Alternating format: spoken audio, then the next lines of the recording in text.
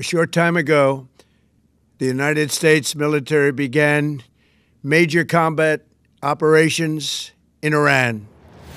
যুক্তরাষ্ট্র ও ইসরায়েল মিলে ইরানে যে আক্রমণ চালিয়েছে তাকে অনেকেই সাধারণ যুদ্ধ হিসেবে দেখছেন না।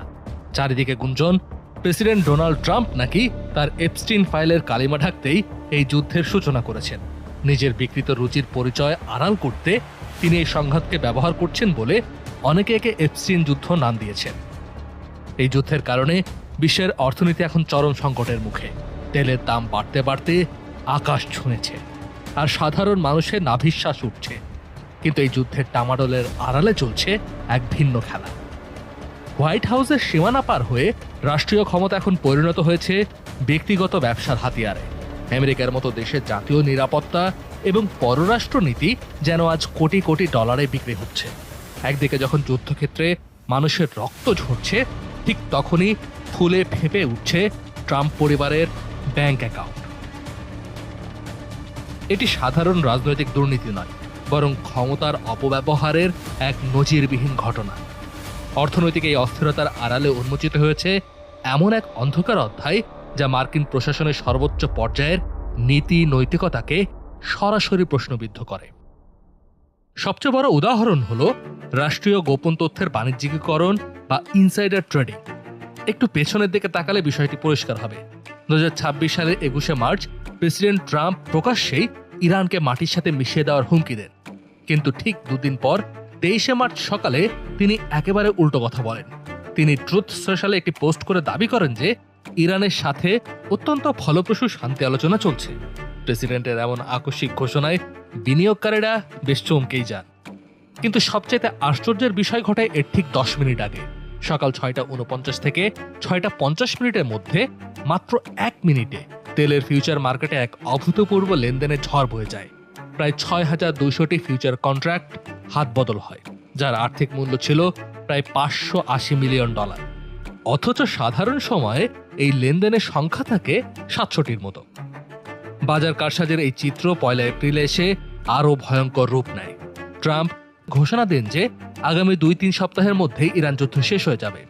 ট্রাম্পের ঘোষণার পরপরই ব্রেন্ট ক্রুড তেলের দাম 15% কমে গিয়ে $98.35 নেমে আসে। কিন্তু খেলা এখানেই শেষ হয়নি। 1 এপ্রিল রাতেই ট্রাম্প জাতির উদ্দেশ্যে এক বিশেষ ভাষণ দেন। সেখানে তিনি সংঘাত কমানোর বদলে অন্য দেশগুলোকে মার্কিন যুক্তরাষ্ট্রের কাছ থেকে তেল কেনার প্রস্তাব দেন। প্রয়োজনে হরমুজ প্রণালী জোরপূর্বক খুলে দেওয়ার হুমকিও দেন। এই ভাষণের পরপরই তেলের দাম আবার হু হু করে বেড়ে $106 পৌঁছে যায়। একই ভাষণে ট্রাম্প ভেনেজুয়েলায় মার্কিন বিজয়ের ঘোষণাও দেন। এর আগে তিনি এক নির্বাহী আদেশের মাধ্যমে ভেনেজুয়েলার তেলের রাজস্বকে আইনি জটিলতা থেকে মুক্ত করে দিয়েছিলেন, যাতে মার্কিন কোম্পানিগুলো সেখানে একচেটিয়া নিয়ন্ত্রণ নিতে পারে। অর্থনীতিবিদ পল ক্রুগম্যান দাবি করেছেন যে ট্রাম্পের অত্যন্ত কাছের কেউ আগে থেকে এই ঘোষণার কথা জানতেন, আর সেই তথ্য ব্যবহার করেই মুহূর্তের মধ্যে বিশাল মুনাফা লুটে নেওয়া হয়েছে। এই কারসাজের প্রমাণ মিলেছে পলি মার্কেটের মতো ক্রিপ্টো জোয়ার আসরও। সেখানে মাগা মাইম্যান নামের এক ট্রেডার হামলার সঠিক সময় নিয়ে বাজি ধরে নিমেষেই $6 লক্ষ মুনাফা করেন। হোয়াইট হাউস যেন বাজার নিয়ন্ত্রণের এক অরক্ষিত হাতিয়ারে পরিণত হয়েছে। ট্রাম্প ঘনিষ্ঠদের আর্থিক লালসা মার্কিন জাতীয় নিরাপত্তাকে সরাসরি হুমকির মুখে ফেলেছে। এর সবচেয়ে বড় প্রমাণ হলো সংযুক্ত আরব আমিরাতের সাথে করা এক গোপন চুক্তি। 2025 সালের জানুয়ারি মাসে ট্রাম্প দ্বিতীয়বারের মতো ক্ষমতায় বসেন, আর তার শপথ নেওয়ার 4 দিন আগে এই চুক্তি স্বাক্ষরিত হয়। চুক্তির নেপথ্যে ছিল আবুধাবির আরিয়াম ইনভেস্টমেন্ট এক। তারা ট্রাম্প পরিবারের ক্রিপ্টো কোম্পানি ওয়ার্ল্ড লিবার্টি ফাইন্যান্সিয়ালে $500 মিলিয়ন ঢেলে দেয়। বিনিময়ে তারা কোম্পানিটির 49% মালিকানা কিনে নেয়। চুক্তির প্রথম ধাপে $187 মিলিয়ন সরাসরি ট্রাম্প পরিবারের বিভিন্ন অ্যাকাউন্টে জমা হয়। শুধু তাই নয়, প্রেসিডেন্ট ট্রাম্পের বিশেষ দূত স্টিভ উইটকফের পরিবারও এই চুক্তির আওতায় $31 মিলিয়ন পকেটে পড়ে। এই চুক্তির মূল কারিগর ছিলেন আরব আমিরাতের জাতীয় নিরাপত্তা উপদেষ্টা শেখ তাহনুন বিন জায়েদ আল নাহিয়ান। যদিও প্রেসিডেন্ট ট্রাম্প সম্প্রতি দাবি করেছেন যে তিনি এই চুক্তির কিছুই জানতেন না এবং তার ছেলেরাই সব সামলাচ্ছে, কিন্তু বিশেষজ্ঞরা বলছেন অন্য কথা। তাদের মতে এখানে ক্রিপ্টো ব্যবসা আসলে অজুহাত মাত্র। আসল লক্ষ্য আমেরিকার কৃত্রিম বুদ্ধিমত্তা বা এআই প্রযুক্তির নিয়ন্ত্রণ নেওয়া। বাইডেন প্রশাসন এর আগে আমিরাতকে উন্নত মানের এনভিডিয়া চিপস দিতে অস্বীকৃতি জানিয়েছিল, কিন্তু ট্রাম্প ক্ষমতায় এসেই সব নিয়ম বদলে দেন। তিনি জাতীয় নিরাপত্তার তোয়াক্কা না করে আমিরাতকে বছরে ৫ লক্ষ এআই চিপ কেনার অনুমতি দিয়ে দেন। এরপর আমিরাত আরও বেপরোয়া বিনিয়োগ শুরু করে এবং ট্রাম্পের স্টেবল কয়েন ব্যবহার করে ক্রিপ্টো এক্সচেঞ্জে $2 বিলিয়ন ঢালে। গত 1 বছরে ট্রাম্প পরিবার শুধু ক্রিপ্টো থেকেই $1.4 বিলিয়ন আয় করেছে। ট্রাম্পের জামাতা জ্যারেড কুশনারের private equity firm Affinity Partners পরিণত হয়েছে দুর্নীতির এক মুক্তাঞ্চলে। 2024 সালের শুরুতে এই ফার্মের সম্পদ ছিল $3 বিলিয়ন, যা বছর শেষে লাফিয়ে $4.8 বিলিয়ন পৌঁছায়। এর মধ্যে $2 বিলিয়ন দিয়েছে সৌদি আরবের পাবলিক ইনভেস্টমেন্ট ফান্ড। কুশনার বর্তমানে মধ্যপ্রাচ্যের বিশেষ দূত হিসেবে কাজ করছেন। তিনি একই সাথে আমেরিকার হয়ে শান্তি আলোচনা চালাচ্ছেন, আবার মধ্যপ্রাচ্যের রাজপরিবারগুলোর কাছ থেকে $5 বিলিয়ন নতুন তহবিল খুঁজছেন।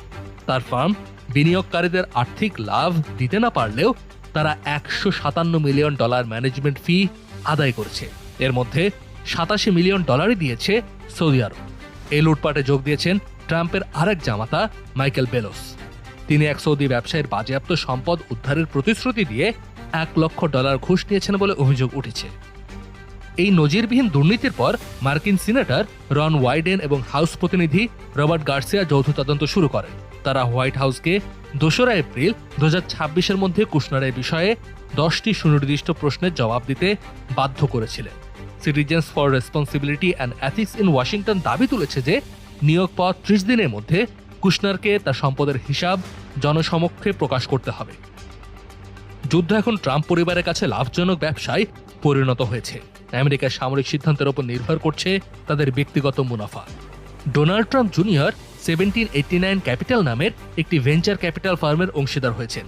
এই ফার্মের বিনিয়োগকৃত ভলকান এলিমেন্টস নামের একটি ছোট স্টার্টআপ সামরিক ড্রোনের বিরল চুম্বক তৈরি করে পেন্টাগন থেকে সরাসরি $620 মিলিয়ন বিশাল ঋণ বাগিয়ে নিয়েছে। এই ঋণের পরিমাণ কোম্পানিটির মূল্যের চাইতেও দ্বিগুণ এবং এটি পেন্টাগনের স্ট্র্যাটেজিক ক্যাপিটাল অফিসের ইতিহাসে সবচাইতে বড় ঋণ। এই ঋণের বিষয়ে জবাবদিহি করতে মার্কিন কংগ্রেসে ডোনাল্ড ট্রাম্প জুনিয়রকে তলব করার চেষ্টা করা হয়েছিল, কিন্তু রিপাবলিকান সদস্যরা তা আটকে দিয়েছেন।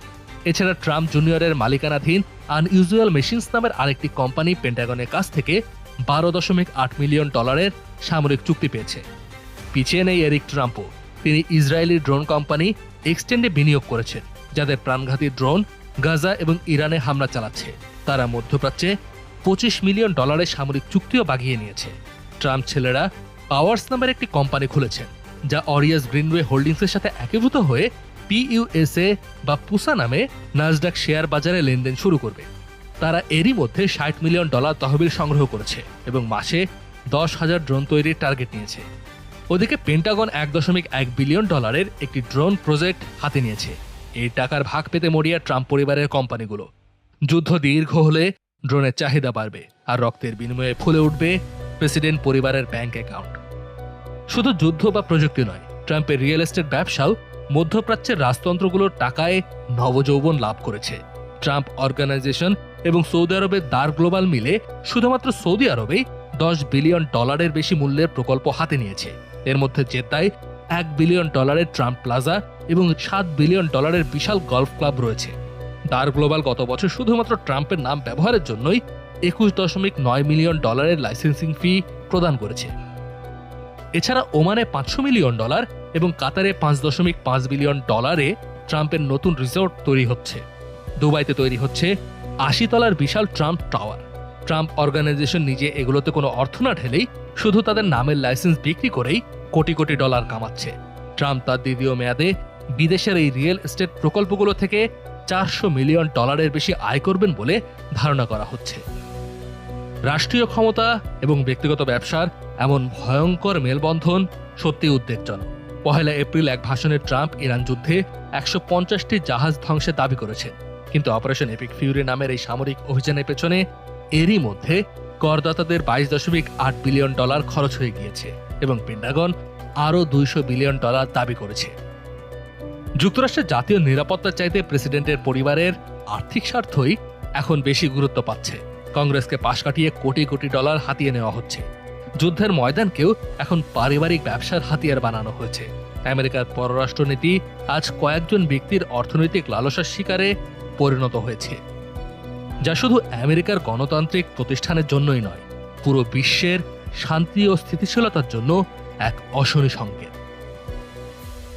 কাজী নিশাদ, যমুনা নিউজ।